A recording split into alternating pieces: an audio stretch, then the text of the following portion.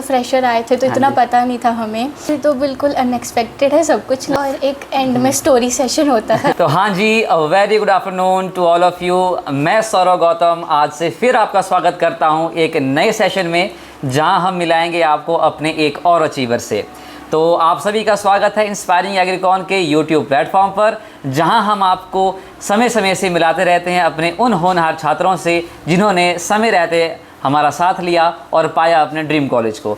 तो आज एक वैसे ही स्टूडेंट से मैं आपको रूबरू करवाऊंगा जिन्होंने एक नहीं बल्कि मल्टीपल एग्जामिनेशंस क्रैक किए और लास्ट में सिर्फ वही कोर्स उन्होंने लिया जो वे खुद और उनकी फैमिली चाहती थी। तो मैं स्वागत करना चाहूँगा आज के इस सेशन में अंशिता चौधरी का। Anshita, welcome to inspiring Agricon. Thank you sir. कैसे हैं आप? बढ़िया।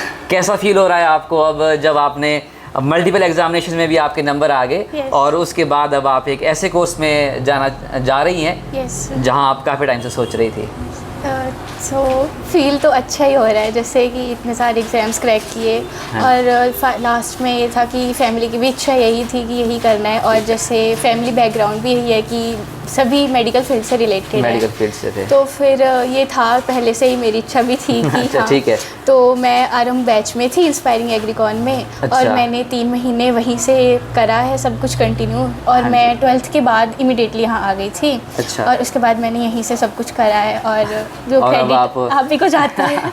चलो, बहुत बहुत धन्यवाद आपका उसका। तो जो अभी दर्शक हमें देख रहे हैं, तो शायद मैंने पहले नहीं बताया, बट आपको टाइटल से तो पता लग ही गया होगा। अंशिता चौधरी को करंटली ये अभी IGMC से BSc नर्सिंग परस्यू करेंगी। अभी ऑलरेडी इनकी प्रोसेस अंडर गो हो रही है, और इससे पहले इन्होंने HPSET और YSP UGET जैसे अदर एग्जामिनेशंस को भी क्रैक किया, और कुछ रिजल्ट्स तो अभी आने बाकी हैं। तो वी आर होपिंग दैट आपका नाम वहाँ भी हमें देखने को मिलेगा।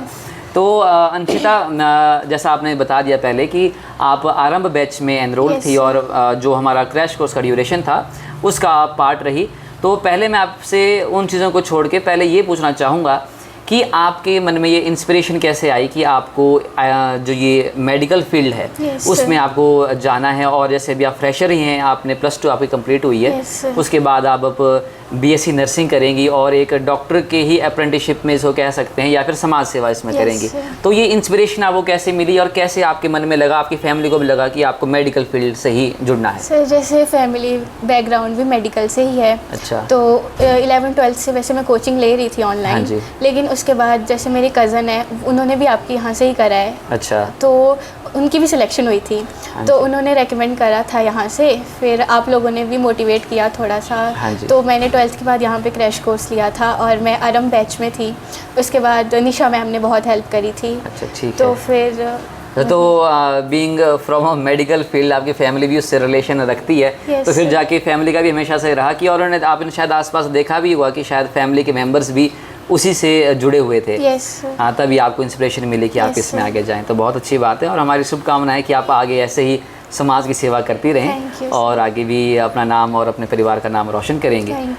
तो अंशिता, जैसे आपने बताया कि पहले से ही आपको था कि मेडिकल फील्ड में जाना है, तो बाकी जैसे ज़रूर आप आरंभ बैच में भी ज्वाइन थी, बट आप थोड़ा ये बताएं कि आपकी प्रेपरेशन का जो सिलसिला था, या जो प्रेपरेशन जो आपने शुरू की थी, वो कब से शुरू किया आपने? क्या वो आपका 11th एंड 12th के ड्यूरिंग ही आपने स्टार्ट कर ली थी, या फिर आपको लगा कि +2 हो चुकी है, अब मुझे टाइम वेस्ट नहीं करना है, उसके बाद अब क्रैश कोर्स, या फिर कुछ ना कुछ आपको एग्जामिनेशंस देने ही है? तो कैसे वो पूरा फेज़ आपका रहा, उसके बारे में बताएं। सर, जैसे 11th-12th में तो नॉर्मल था वो सब कुछ, कोचिंग वगैरह नॉर्मली 12th के साथ साथ चली हुई थी 11th-12th में। हाँ जी। तो उसके बाद जैसे मेरे को यूट्यूब से भी पता लगा, और आपकी यूट्यूब के लेक्चर्स भी काफ़ी अच्छे थे।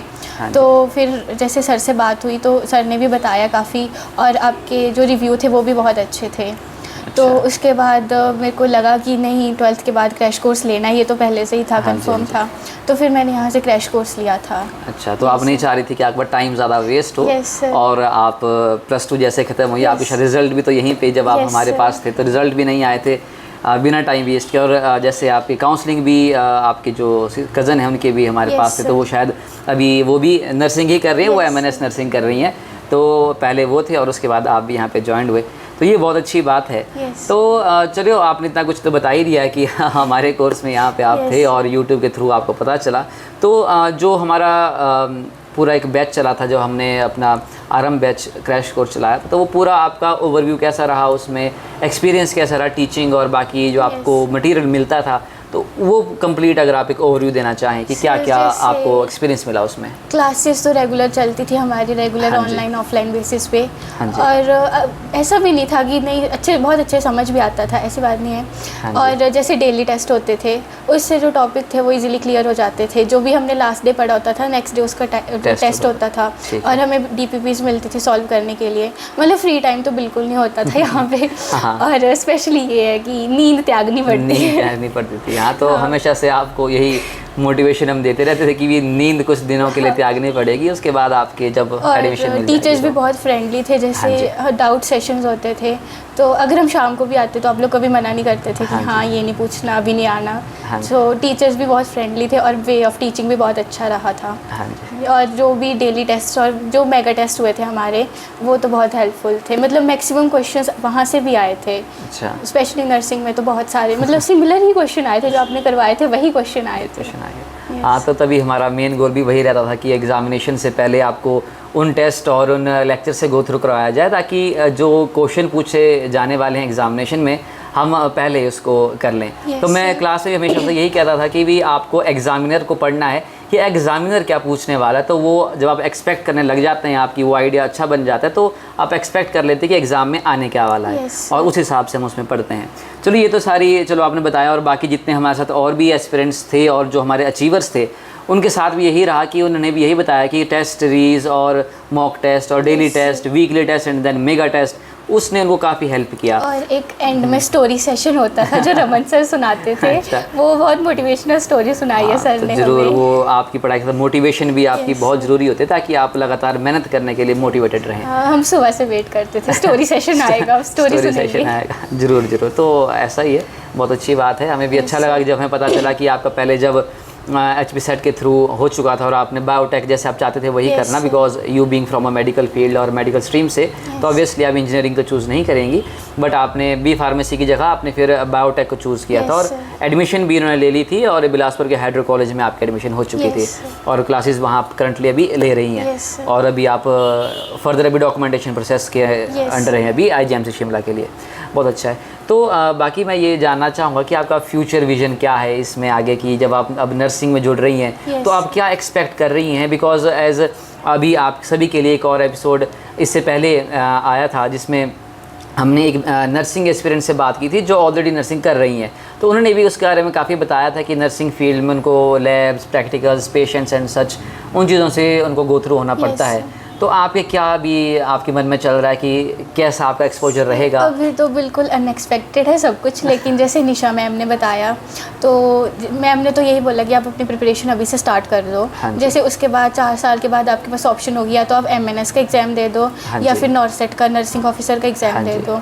तो अगर आप अभी से प्रिपरेशन करोगे, तो मेरा विज़न वही रहेगा कि मैं अभी से प्रिपरेशन स्टार्ट करूँ और टाइम बिल्कुल वेस्ट नहीं वही करना है। एग्ज़ाम क्रैक करूँ।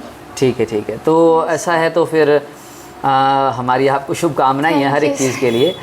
बाकी तो हमारे जितने भी आगे व्यूअर्स हैं जो इसको देख रहे होंगे, उनके लिए आपका कोई मैसेज रहे या आप कुछ बताना चाहेंगे उन्हें कि उनको किन बातों का ध्यान रखना चाहिए, या फिर आगे बढ़ने से पहले उन्हें क्या क्या चीज़ें पहले ही बिफोर हैंड प्रिपेयर करके रखनी चाहिए? एक तो ये है कि आपका विज़न पहले से क्लियर होना चाहिए कि आपको करना क्या है। हाँ जी। और उसके बाद आप कोई भी इंस्टीट्यूट चूज़ कर रहे हैं तो आपको उसके बारे में पता होना चाहिए, फैकल्टी कैसी है, कैसा हाँ वहाँ जी। का माहौल है। और स्पेशली मैं तो रेकमेंड करूँगी इंस्पायरिंग एग्रीकॉन चूज़ करो।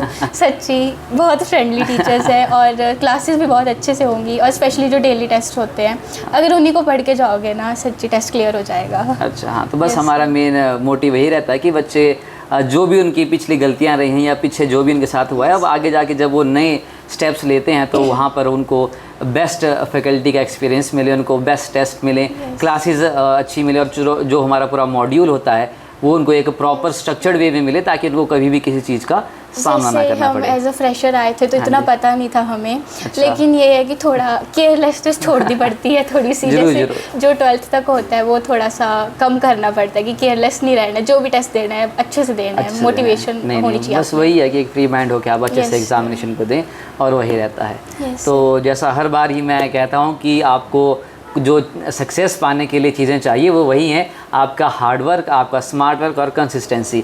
आपको कंसिस्टेंटली आपको हार्ड वर्क करते रहना होगा, क्योंकि हार्ड वर्क का कोई भी सब्स्टिट्यूट नहीं है आपकी सक्सेस के लिए। और साथ में स्मार्ट वर्क भी करना होगा, जिसमें आप डिफरेंट अपने गार्डियंस, अपने पेरेंट्स, अपने जो आपके टीचर्स हैं उनका हेल्प ले सकते हैं। और हम तो आपके लिए हैं ही कि हमेशा जब भी आपको किसी भी चीज़ की ज़रूरत रहती है तो इंस्पायरिंग एग्रीकॉन बढ़ चढ़ कर आपके सामने और आपके साथ रहता है। तो जैसे अभी आपको शायद मैं बता भी दूं, ऐसे अभी हमारा नीट का भी बैच अब शुरू हो चुका है, जिसमें अब एनरोलमेंट्स अभी जारी हैं। तो वो भी हमारा पूरा एक विज़न है कि जो हम काउंसलिंग सर्विसेज से बच्चों की हेल्प करते थे, अब उस फील्ड में हम बाय टीचिंग और उनको पहले से उनका हाथ पकड़कर उनको सक्सेस तक ले जाएंगे। तो ये सब चीज़ें हैं। तो अंशिता, और कुछ मैसेज आप कुछ कहना चाहें आप, कुछ अभी भी आपके माइंड में चल रहा हो? मेरे माइंड में यही है कि अगर आप ऐसे टेस्ट की प्रिपरेशन के लिए सोच रहे हैं तो प्लीज़ इंस्पायरिंग एग्रीकॉन ज्वाइन करें। और 80% सिलेक्शन रेट वैसे हर साल होता ही है हमारी एकेडमी का, कि 80% सिलेक्शंस तो होती हैं। और जितना मुझे पता है हमारे बैच में जितने भी बच्चे थे ऑलमोस्ट सभी की सिलेक्शंस हुई हैं। सभी की हुई है, कुछ जो होंगे उन्होंने शायद किसी ना किसी कॉलेज में हुई है, लेकिन गवर्नमेंट में ही हुई है। गवर्नमेंट में ही हुई है, ये तो जरूर बात है। सबको गवर्नमेंट कॉलेजेस मिले हैं। जितने भी मेरे बैच में बच्चे थे, जितने मेरे कॉन्टैक्ट में थे, फ्रेंड सर्कल के काफ़ी बच्चे तो बी फार्मेसी के भी हैं। अभी काफ़ी बच्चे हैं जिनसे आपको रूबरू कराना हमें बाकी है अभी, बिकॉज अब हिमाचल के कोने कोने में बच्चे पहुंच गए हैं, तो वहाँ से उनको उठा के लेके आना और फिर उनसे बातचीत करना थोड़ा सा मुश्किल ज़रूर है। तो आगे भी इस तरीके से हम एपिसोड्स लाते रहेंगे। तो अंशिता, थैंक यू अपना टाइम देने के लिए, और आप यहाँ पर आए। और आगे के लिए आपको और आपके परिवार को हमारी शुभकामनाएं रहेंगी, और आप ऐसे ही अपनी आगे तरक्की करते रहें। और जो बाकी आपके भी टेस्ट के रिजल्ट्स आने हैं वो भी आपके पॉजिटिव रिजल्ट्स रहें, और आप कंफ्यूज हो जाएं कि आपको सक्सेस इतनी मिले कि कंफ्यूज हो जाएंगे कि कहाँ जाएं। तो ये सब हमारा मैसेज रहेगा, और आगे फ्यूचर में भी आपका एक सिक्योर्ड फ्यूचर रहे और घर वालों का नाम आप रोशन करें, घर वाले प्राउड फील करें। तो यही मेरा आपके लिए मैसेज रहेगा। अपनी तैयारी हमेशा से रखें और खुश रहें हमेशा। और यही सब चीज़ें, और सभी एस्पिरेंट्स को मेरा भी यही मैसेज रहेगा कि आप अपनी मेहनत को ना छोड़ें, लगातार मेहनत करते रहें और अपने सक्सेस की सीढ़ी में ज़रूर आगे बढ़ें, और ज़रूर आपको अपनी मंजिल मिलेगी। तब तक के लिए मिलते हैं नेक्स्ट सेशन में। जय हिंद, जय हिमाचल।